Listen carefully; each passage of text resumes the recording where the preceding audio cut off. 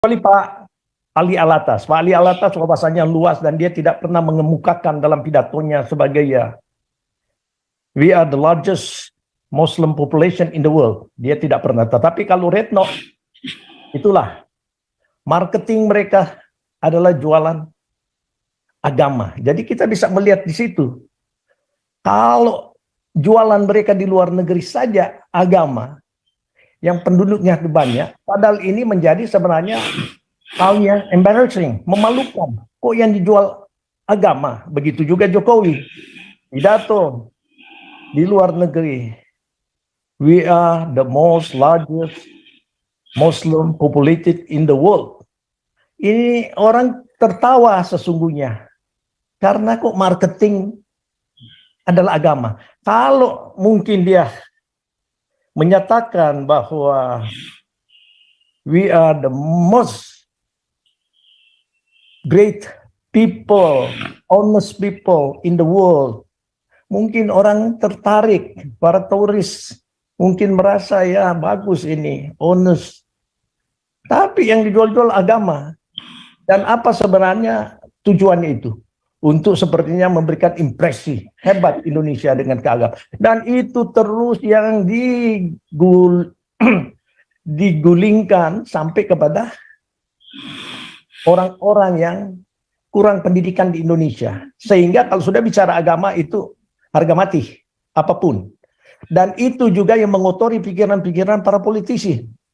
Termasuk Ganjar, yang tadinya dianggap, wah boleh ini, karena tidak ada pilihan lain daripada Anies kan. Tapi justru ya, terkuak siapa Ganjar. Memang tidak layak untuk jadi presiden. Pemahaman seperti itu, tidak mempelajari sejarah Indonesia aja mungkin ya, dia tidak tahu, apalagi sejarah luar negeri. Bagaimana? Udah lihat-lihat saya terus ini. Pak Polderi mau ngomong, silakan Pak. Lanjut. Terima kasih. Terima kasih Pak Satyamer, Pak Paul. Ya, memang itulah Indonesia sekarang ini ya, diliputi dengan awan gelap. Ya, kita hanya berharap terjadi perubahan. Tentunya ya kita sebagai anak terang ini untuk menyinari kegelapan itu, Pak. Kapan kita bisa berinteraksi lebih dalam lagi untuk mengatasi saudara-saudara kita ini yang sangat-sangat, itu mereka itu kan memang otak benernya itu udah nggak ada loh. Otak benernya nggak ada. Saya lihat begini, mari kembali ke itu ya, U20. Jadi mereka punya skenario itu, kan sudah Mei kan harus berjalan ya.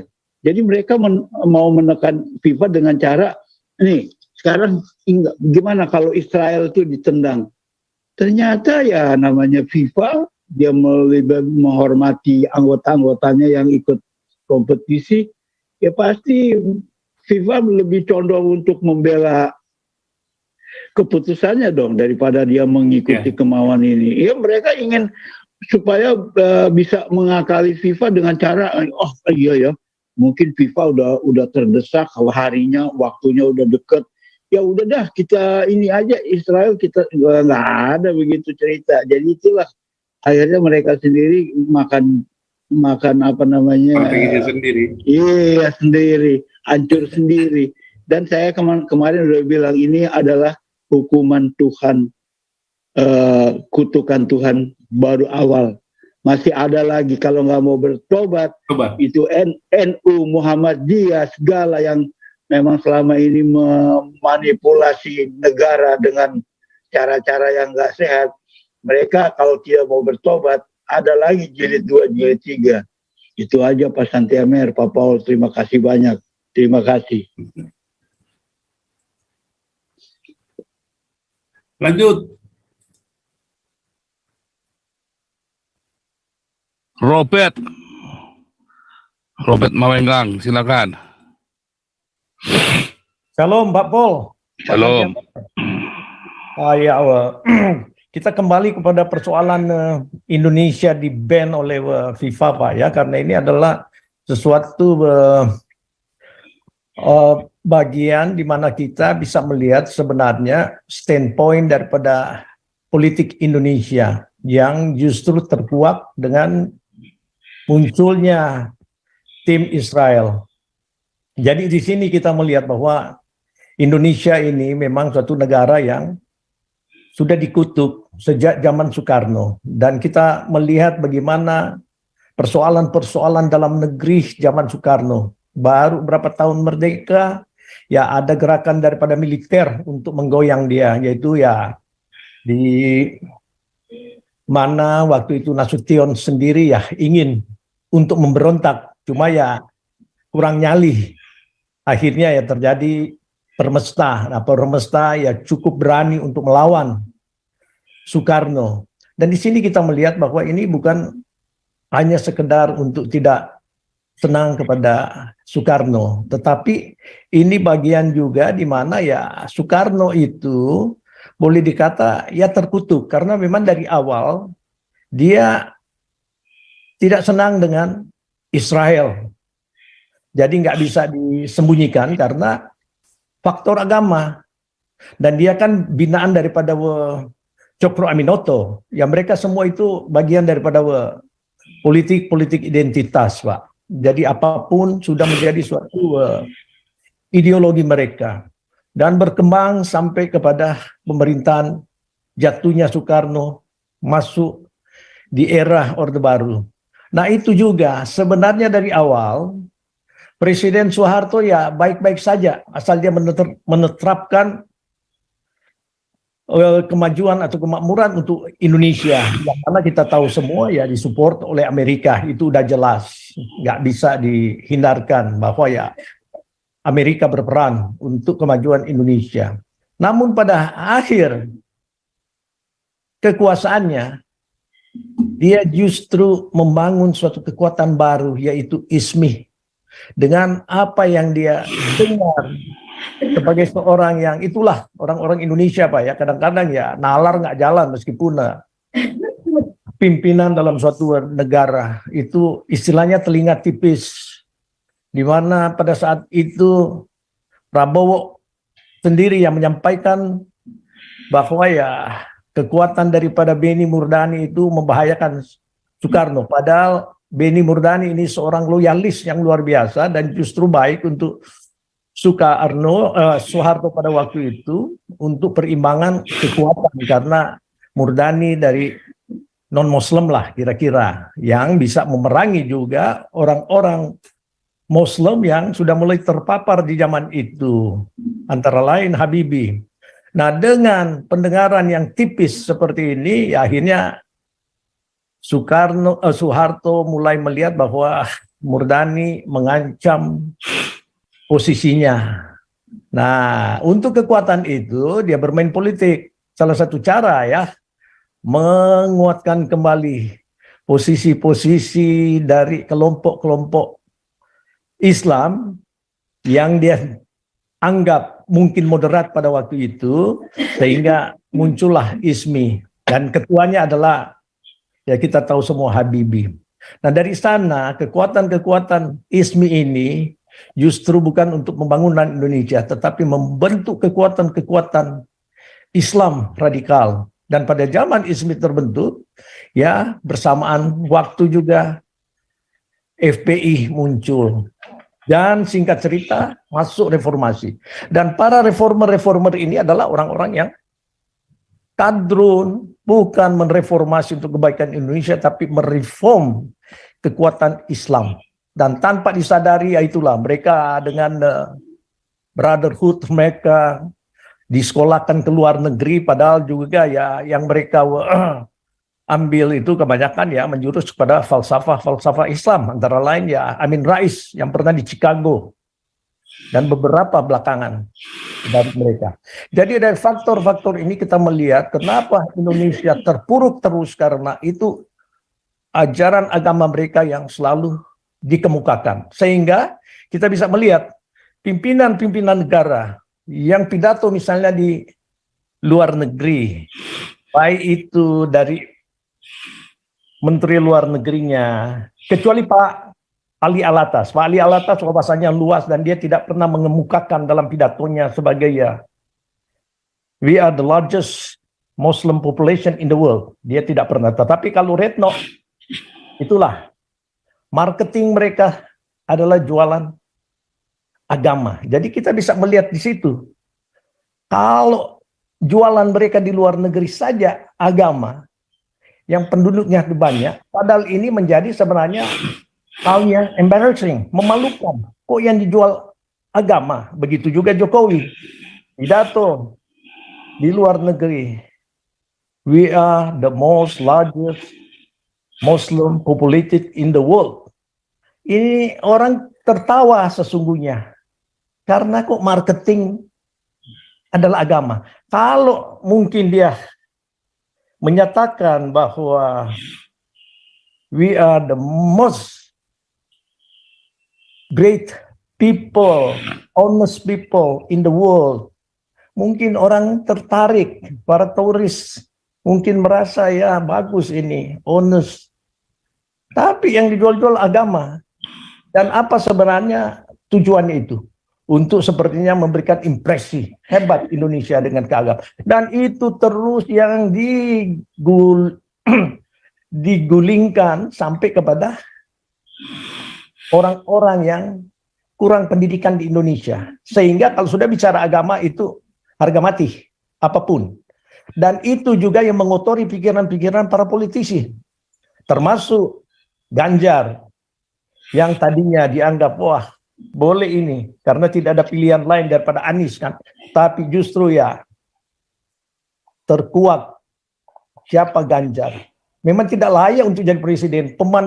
Pemahaman seperti itu, tidak mempelajari sejarah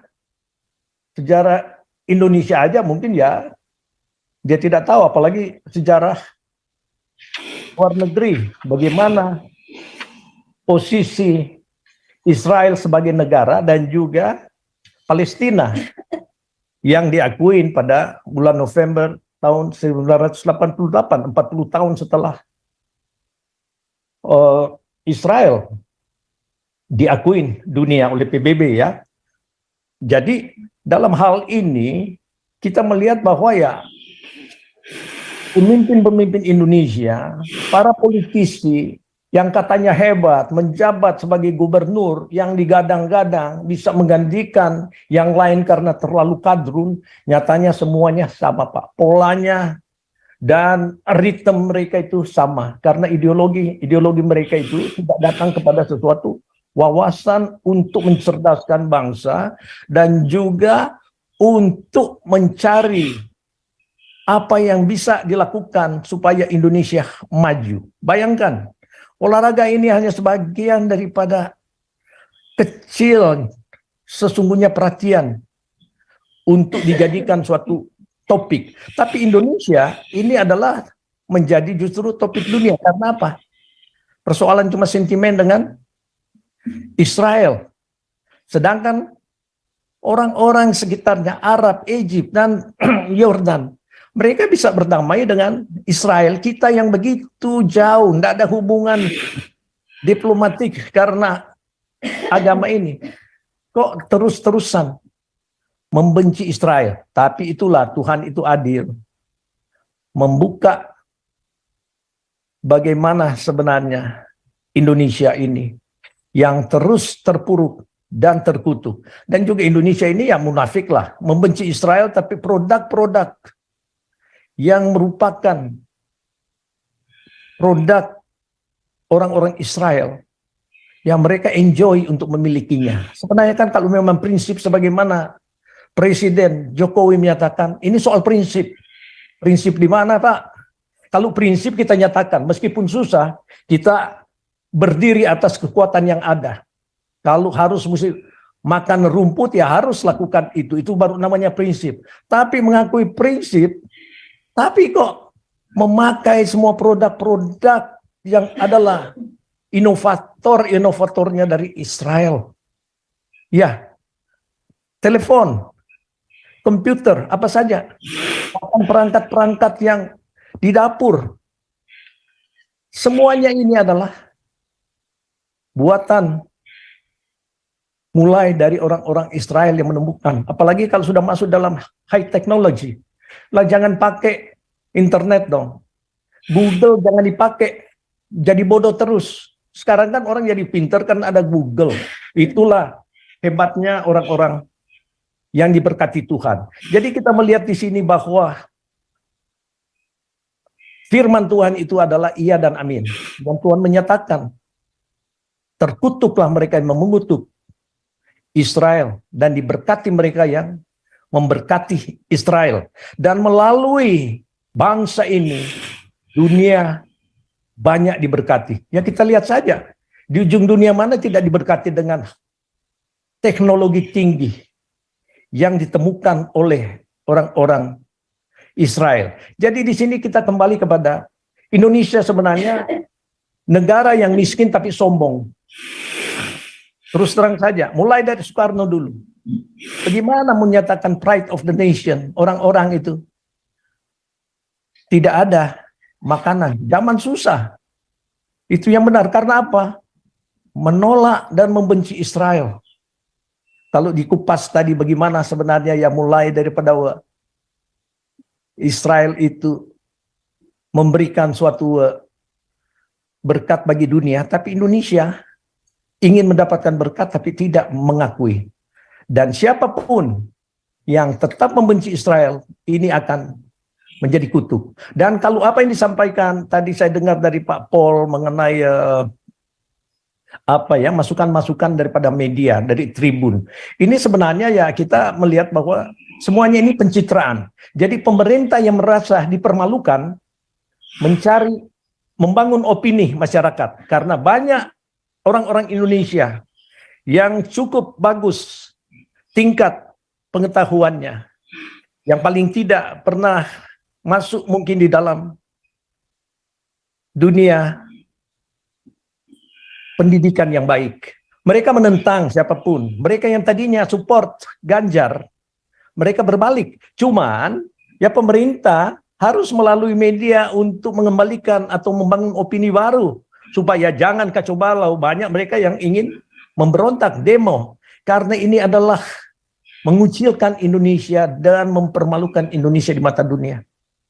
Kita sebagai tergolong orang asal Indonesia, meskipun kita warga negara asing, kita ketemu dengan teman-teman di luar, pasti mereka tanya, what's wrong with your government? Ya. Meskipun kita menyatakan bahwa we are not part of the Indonesian government, and then the statement of the government and the politician, we are not included. Tapi tetap aja kita berada di dalam satu rumah, ada Indonesianya di sana. Oleh sebab itu, perjuangan kita juga dari luar ini karena kita memperjuangkan Indonesia, karena kita akan dilabel tetap Indonesia meskipun kita warga negara asing, karena di sini ada orang Filipina American, Indonesian American, Chinese American, dan lain-lain. Oleh sebab itu kalau ada yang mempertanyakan kenapa kita menjadi diaspora, misalnya yang memperjuangkan Indonesia supaya jadi baik, karena kita tetap mencintai Indonesia dan kita memang tetap dilabel dalam suatu kapal yang sama meskipun kita tidak setuju. Jadi di sini adalah pencitraan daripada semua media-media yang ada, dan kita tahu sendiri kan, media bukan media yang kayak media yang sempurna. Semuanya itu cari uang dan cari pengaruh. Siapa yang kuat membayar, khususnya dalam pengaruh pemerintah, ya sudahlah. Kita diabaikan dan tuntutan rakyat. Dan ini perlu ada pembentukan opini-opini baru supaya pemerintah tidak terpojok, meskipun mereka harus mengakui bahwa suara mereka semua adalah suara kadrun. Dari Mbak Mukmin itu yang demo 212 sampai kepada Egy Sudiana, tapi mereka menyatu kan untuk menyatakan bahwa ya memang ada penolakan daripada dunia Arab dan lain-lain. Semua itu bisa dibangun, siapapun bisa membangun opini untuk mempertahankan kesalahan mereka supaya bisa ada pembenaran. Tapi kita bukan orang-orang yang sebodoh itu. Kita rata-rata di atas daripada pemikiran daripada Ganjar dan Anies Baswedan, dan juga para petinggi-petinggi politisi dan mereka yang duduk di dalam pemerintahan, termasuk Gubernur Bali yang boleh bilang kok seenaknya aja bilang. Padahal Bali ini adalah sebenarnya bersyukur. Banyak orang yang bisa datang karena dianggap ya bukan negara radikal. Tetapi gubernurnya yang justru radikal. Banyak orang Bali, keponakan saya tinggal di Bali dan keluarga saya banyak. Mereka mengutuk si kadrun gubernur ini. Loh kok bisa-bisanya loh. Kalau si Ganjar kita bisa mengerti. Karena ya dia mencoba menarik perhatian daripada orang-orang khilafah untuk mungkin memilih dia. Tapi nyatanya juga goblok, tidak prinsip lah. Ngikutin Bung Karno. Bung Karno aja sudah gagal di dalam pemahaman. Kok diikutin oleh goblok? Demikian juga Pak Jokowi. Soal prinsip. Ya prinsip, nyatakan prinsip loh. Kalau memang tidak setuju dengan Israel, apa yang ada di Indonesia kita harus pertahankan sebagai prinsip. Tidak ada high technology, tidak ada perkembangan. Jadi semua orang bodoh. Tidak bisa mencari fakta dan kebenaran dan pengetahuan melalui Google. Karena Google itu adalah ciptaan orang-orang kafir, khususnya yang paling dibenci yaitu orang Israel. Jadi kita harus kembali kepada kebenaran firman Tuhan. Itu sudah jelas. Dan bicara mengenai tadi Esther di zamannya Ahasuerus, di mana orang yang menghendaki kejatuhan daripada Israel yang minta supaya raja mengeluarkan titah untuk binasakan orang Israel. Ternyata mereka yang binasa, yang dibawa pimpinan Haman ya, kalau kita baca sejarahnya. Haman yang disulah di tempat yang dia sudah siapkan untuk Mordekai, omnya si Esther. Jadi ini kita bagus ada pengetahuan ilmiahnya, ada pengetahuan biblical dan juga history. Jadi kalau orang-orang Indonesia meneliti dari ketiga faktor ini, pengetahuan secara sains, pengetahuan secara sejarah, dan juga telitilah Alkitab. Meskipun tidak akan percaya, tapi teliti. Apa yang dikatakan di dalam Alkitab, iya dan amin. Dan saya aminkan. Termasuk kenapa saya harus menjadi orang percaya kepada Yesus Kristus. Karena dia memberi contoh. Dia bukan Tuhan yang bengis. Kalau saya tidak senang dengan orang lain, saya pancung. Halal darahnya. Ajaran satu-satunya yang luar biasa dan mulia. Cuma melalui Yesus Kristus yang mengajarkan sesuatu yang sangat manusia. Doakan musuhmu. Cuma orang-orang Kristen yang sungguh percaya bahwa ini kebenaran. Jadi kalau kita telitilah dulu. Karena juga Tuhan mengajarkan. Jangan seenaknya dengar ajaran-ajaran yang kemungkinan palsu. Dan kebanyakan memang palsu. Kalau kita diajarkan membenci orang lain, ya itu palsu. Kalau kita mengajarkan orang lain makan yang beda dengan makanan saya, itu namanya itu benci dan intimidasi serta rasial. Sama dengan posisi Indonesia yang tidak menerima tim dari Israel. Ini adalah rasial. Tapi ini blessing in disguise. Bagi Israel, mereka nggak peduli. Mereka tidak pernah mencampuri. Mau Indonesia bilang apa, yang penting mereka maju. Justru kalau Indonesia nggak ikut, ya mereka sudah menang satu kan. Apakah ini pernah dipikirkan oleh orang-orang bodoh? Gimana? Cuma karena ego agama yang membodohkan itu. Jadi saya kira yang dimaksudkan saya, Pak. Terima kasih.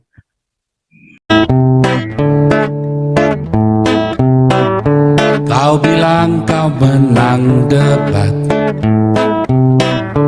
lawan domba yang sesat. Kau bilang banyak yang tobat,